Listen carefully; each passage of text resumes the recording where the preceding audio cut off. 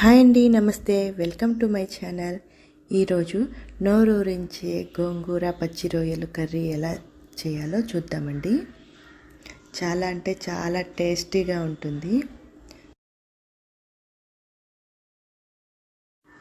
ముందుగా ఈ కర్రీ మసాలా కోసం అల్లం వెల్లుల్లి, అలాగే కొంచెం పచ్చి కొబ్బరి ముక్క, కొన్ని ధనియాలు వేసి మెత్తగా మిక్సీలో గ్రైండ్ చేసి పక్కన పెట్టుకోవాలి. తర్వాత శుభ్రంగా వాష్ చేసి పెట్టుకున్న పచ్చి రొయ్యల్లోకి రుచికి సరిపడా ఉప్పు, అలాగే పసుపు, 1 టీ స్పూన్ వరకు కారం కూడా యాడ్ చేసుకోండి.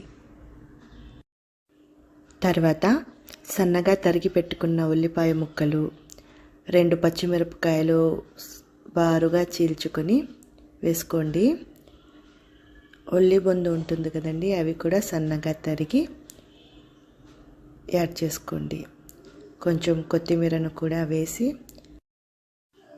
మొత్తం పచ్చి రొయ్యలకు బాగా పట్టేంత వరకు 1 స్పూన్తో కలపండి.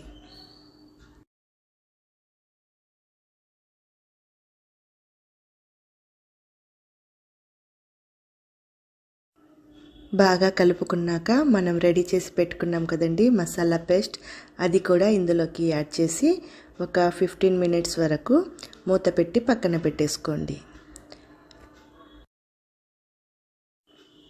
ఈలోపు మనం గోంగూరను కూడా ఉడికించేసుకుందాము. ఈ కర్రీ కోసం నేను 2 గోంగూర కట్టలు వాడానండి. పొట్టిగా ఉంటాయి కదా, పొట్టిగా ఉన్న గోంగూర చాలా టేస్టీగా ఉంటుంది. ఒక మట్టి పాత్రలో పచ్చిమిరపకాయలు, సన్నగా తరిగి పెట్టుకున్న కొత్తిమీర, బాగా కడిగి శుభ్రంగా పెట్టుకున్న గోంగూర ఆకులను కూడా వేసి ఉడికించుకోవాలి. నేను ఇక్కడ మట్టి పాత్ర వాడుతున్నానండి, కావాలంటే వేరే గిన్నె అయినా మనం యూస్ చేసుకోవచ్చు. 1 చిన్న గ్లాస్ వాటర్ యాడ్ చేసుకోండి. అలాగే 1 టీ స్పూన్ ఆయిల్ కూడా యాడ్ చేసుకుంటున్నాను. ఇప్పుడు మూత పెట్టి స్టవ్ మీద ఉడకపెట్టుకోవాలి.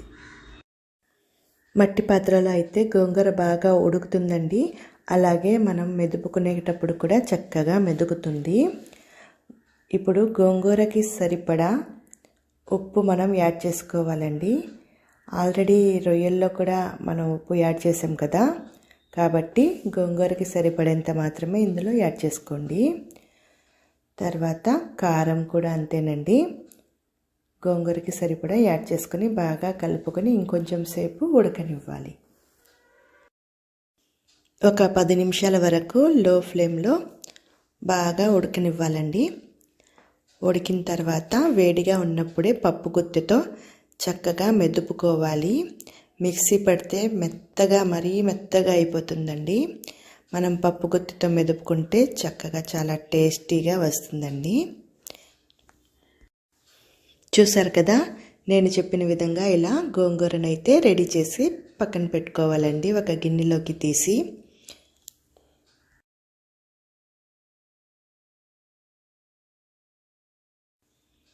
ఇప్పుడు గిన్నెలో ఆయిల్ వేసి, ఆయిల్ బాగా వేడయ్యాక అందులో మనం కలిపి పెట్టుకున్న పచ్చి రొయ్యల మిశ్రమాన్ని యాడ్ చేసుకోవాలి.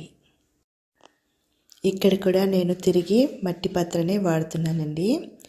గోంగూర కోసం మట్టి పాత్ర అయితే చాలా బాగా వస్తుందండి గోంగూర రెసిపీ. కింద అడుగంటకుండా స్పూన్తో కలుపుకుంటూ ఆయిల్లోనే బాగా ఫ్రై అవనివ్వాలండి.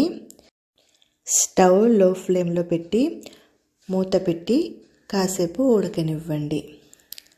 మధ్య మధ్యలో చెక్ చేసుకుంటూ ఉండాలండి, లేకపోతే కర్రీ అనేది అడుగంటుతుంది. చూసారు కదండి, చక్కగా ఆయిల్ బయటకు వచ్చేసింది. ఇప్పుడు ఇందులోకి కొన్ని నీళ్లు మాత్రమే యాడ్ చేసుకోవాలండి. చాలా తక్కువ నీళ్ళు యాడ్ చేసుకోండి, ఎందుకంటే ఆల్రెడీ పచ్చి రొయ్యల్లో కూడా వాటర్ ఉంటుంది కదా, మరి ఎక్కువగా ఉడికిపోతాయి. చూసారు కదా ఎంత వాటర్ బయటకు వచ్చిందో. ఈ వాటర్ అంతా పోయి ఆయిల్ పైకి తేలే వరకు ఉడికించుకోవాలండి. చూస్తున్నారు కదా, ఇలాగా ఆయిల్ బయటకు వచ్చే వరకు ఉడకనివ్వాలి మనం ఈ కర్రీని. ఈ కర్రీకి కొంచెం ఆయిల్ ఎక్కువే పడుతుందండి, అప్పుడే టేస్ట్ అనేది చాలా బాగా వస్తుంది.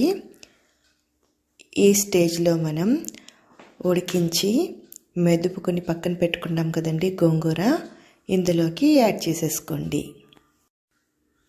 యాడ్ చేసుకున్నాక స్పూన్తో చక్కగా కలుపుకొని ఒక 10 మినిట్స్ వరకు లో ఫ్లేమ్ మీద ఉడకనివ్వాలి. గోంగూర అంతా పచ్చి రొయ్యలకు పట్టేంత వరకు ఉడకనివ్వాలండి. చూస్తుంటేనే నోరూరిపోతుందండి. ఈ గోంగూర పచ్చి రొయ్యలు వేడి వేడి అన్నంలోకి కలుపుకొని తిన్నారంటే చాలా టేస్టీగా ఉంటుందండి. మీరు కూడా నేను చెప్పిన విధంగా ట్రై చేసి చూడండి. మీకు ఎలా కుదిరిందో నాకు కామెంట్ చేసి చెప్పండి. ప్లీజ్ అండి, నా ఛానల్ని లైక్ చేసి షేర్ చేసి సబ్స్క్రైబ్ చేసుకోవడం మర్చిపోవద్దు. Thanks for watching.